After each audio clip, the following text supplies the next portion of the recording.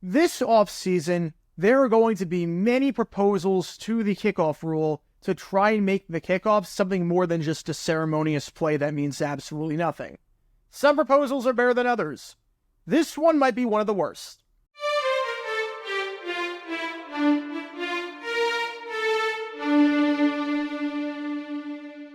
Welcome everybody to JG9 News, where we talk all things NFL all the time. I'm Jaguar9, representing the 904 from the 602, and today we are talking about one of the proposals that is potentially on the table, according to Pro Football Talk sources, to make the kickoff something resembling an actual play again.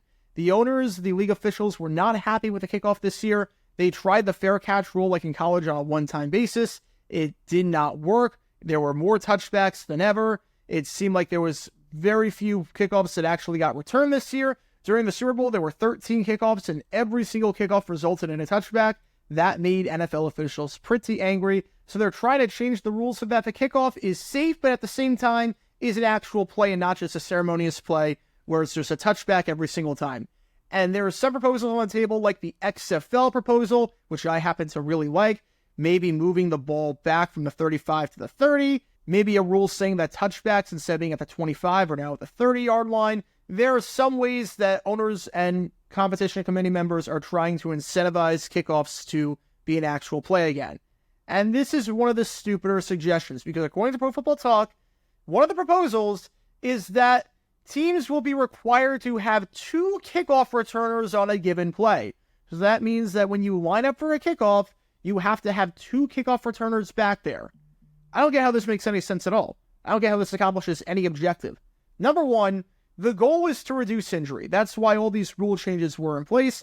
That's why the kickoff got moved up from the 30 to the 35. That's why we have the fair catch rule. That's why we have certain rules in place now that we didn't have a decade ago. If the goal is to reduce injury, how the heck does this reduce injury? How does having 2 kickoff returners on a play reduce injury? If anything, it's going to lead to more injuries. It leads to more free shots on runners if there are returns, where the guy is coming full speed and launching like a rocket unblocked. 20 miles an hour against 20 miles an hour. Beforehand, you had 11 guys on a kickoff team. One of them was the kicker. So in actuality, the kicker's not going to do anything. 10 guys trying to make a play at full speed. You had 11 guys on the receiving team. 1 was a returner. So you had 10 guys trying to make a play. So it was 10 on 10 essentially. 10 blockers against 10 blockers. Now, it's 10 blockers against 9 blockers, which means 1 blocker is going to be unblocked and you get a completely free shot, and that's not good. We don't want that. That's going to lead to more injuries. Number 2, how are we defining a returner? What is the definition of a return man? What yard line do they have to be at? Can you have 1 on the 10-yard line and 1 on the goal line? Can you stack it up like this and this? Or do you have to stack it up like this and this? Left and right? Do they have to be parallel to each other? Do they both have to have their feet on the goal line? Do they both have to have their feet on a certain line? If they're parallel, how many yards of separation can they give? When can the returner move their feet to avoid being offside if it's a set yard line?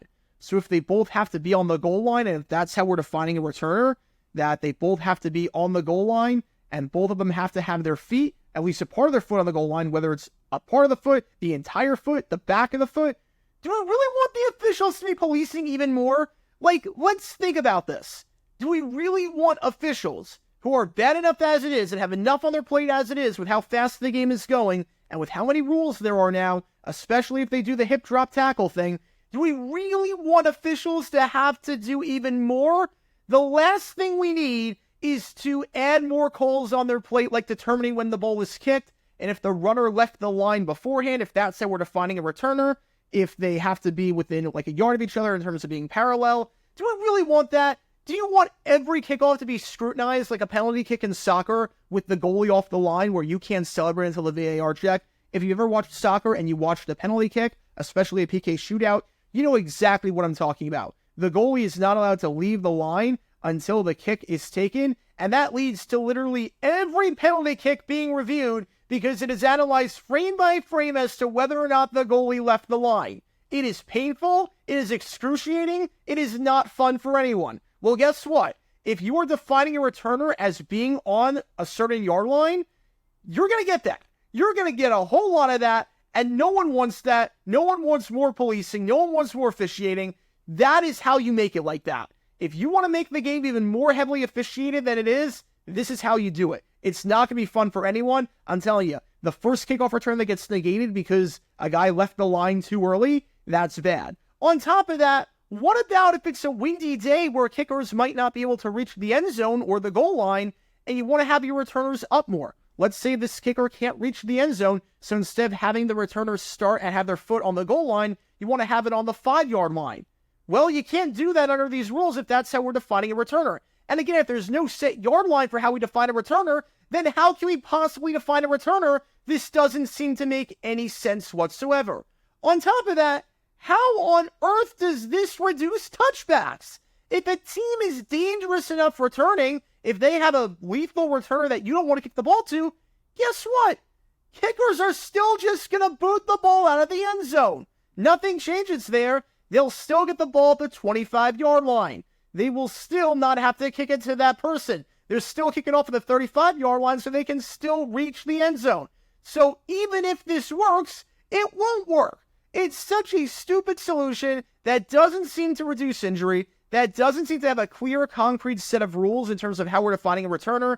It will lead to over-policing and over-officiating, and it won't change the fact that kicking teams can still just boot the ball out of the end zone for a touchback on every single kickoff if they want to. This rule, if it goes through, makes the game more complicated in an unnecessary fashion. Now, I want to make it very clear. I have no problem with what the owners, with what the competition committee, with what the officials are trying to do. I have no problem with trying to make the kickoff an actual play again. The state of the game right now with kickoffs is not good whatsoever. It is basically a ceremonial play, much like the extra point was before it got moved back to the 15-yard line. You don't want it where every single kickoff results in a touchback. You don't want it where every single time a team is kicking the ball off, they're just staying at the 25-yard line. You don't want that. You want to have kickoffs, but at the same time, you want to do it in a way that makes it safe and that makes sense. And this doesn't seem to make it safe and doesn't seem to make any sense. It doesn't seem to change anything except make the game even more confusing than it already is. So I hope that they come up with a proposal that is way better than this. It seems like they're just spitballing ideas and seeing what sticks. This doesn't seem like the leading proposal in the clubhouse, but it is a proposal nonetheless, and I hope to God that it does not go through for all the reasons I listed before, because it will just spell disaster if it does go through and will lead to a lot of chaos that not a lot of fans want to see. But what are your thoughts on this proposal? Do you think 2 kickoff returners is a good way to increase kickoff returns? Do you think the proposal makes sense? Do you like it? Do you not like it? What is your proposal for kickoffs, if you have one at all? Do you think the kickoff should be changed? Do you like the way it is? Let me know your thoughts in the comments down below, because this is going to be a hot topic all off season, I can already tell. And that's going to do for this episode of JG9 News. Be sure you like and subscribe. It helps the channel out a lot. And be sure to follow my main channel, JaguarGamer9, where we talk all things NFL history all the time. Until next time, this is JaguarGamer9 signing off. And as always, go Jags.